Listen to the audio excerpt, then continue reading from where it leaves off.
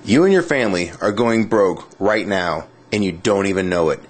When the gold standard was set in place, the price of gold remained a constant $20.65 per ounce, and this price fluctuated only 1 penny over the years 1833 to 1890. That means that for 57 years, the US dollar was literally as good as gold. And that's how the United States currency was designed to be from the very beginning.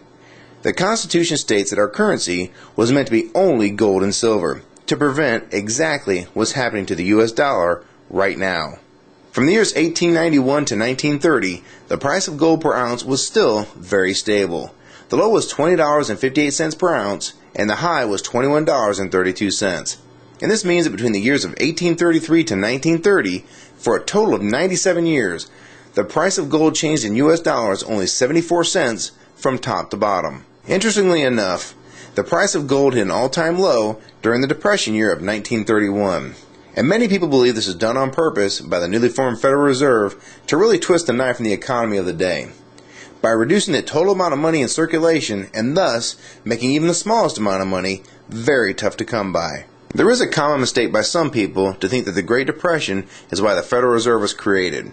The truth is the Federal Reserve was in fact created in 1913, and this is well before the Great Depression. Since the Fed's creation, we've been slowly going off the gold standard, until finally, on August 15, 1971, President Nixon, one of the worst presidents in our country's short history, announced that the United States would no longer redeem U.S. currency for gold.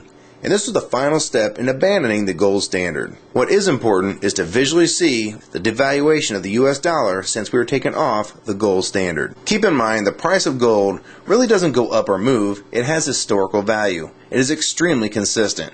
So instead of seeing this as the price of gold going up, you need to see this as the value of the dollar dropping like a rock. The price of gold has been flying right now. It has recently been as high as $1,030 an ounce all the way down to $870 an ounce.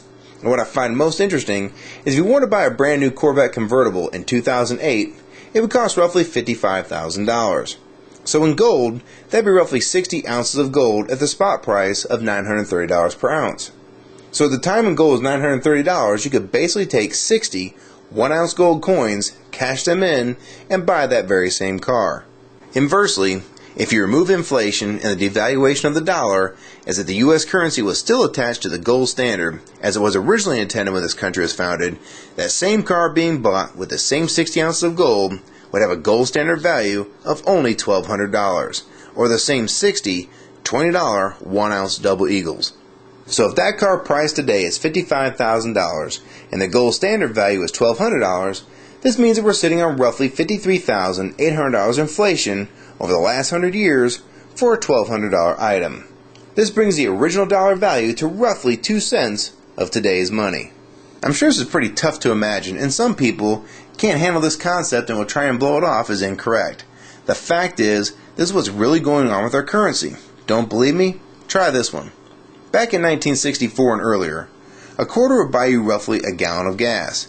This is because the quarters made in 1964 and earlier were made of 90% silver and 10% copper.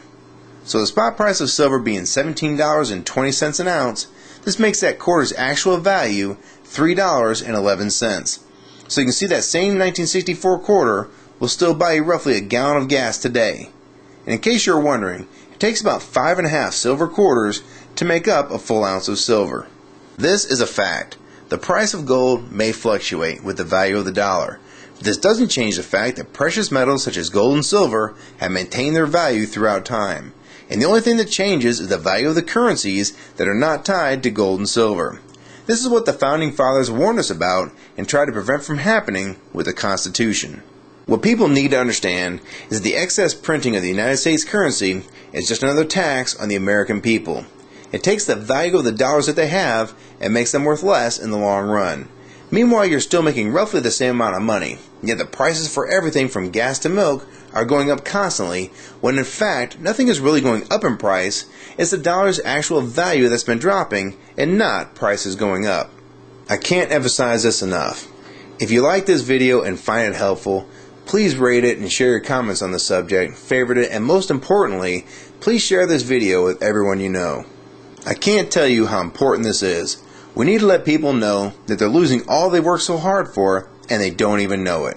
And only with your support and help can videos like this be seen by people that really need to see what's going on with their money and the economy of the United States. So please help support this channel and others like it.